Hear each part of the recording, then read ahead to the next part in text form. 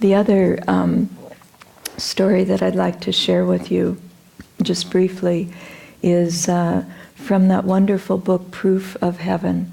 And if you haven't read it, I recommend it.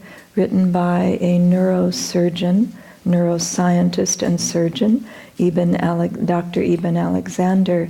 And he had this extremely unusual thing happen to him where he had a disease that was unknown, bacterial meningitis of some sort that put him in a coma for 7 days, and then he just came out of it. But during that time, they thought, he should have either died or become a vegetable if he came back, no quality of life. But he, in his time away, which is what happened, out of his body and in higher realms, he visited the astral world, and he visited really the core of the entire universe.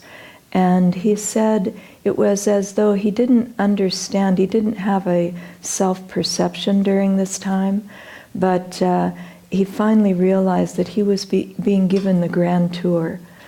So he was in a lower astral realm and then went into a higher astral realm and then went into beyond that.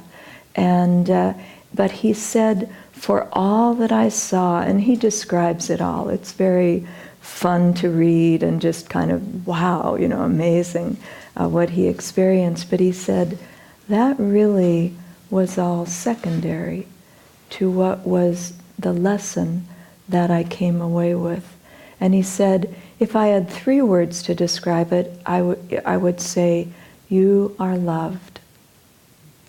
That was a big thing for him. He had a kind of a need there. But you are loved. And he was speaking universally about everyone. And then he said, if I had to boil that down to 1 word, it would be love.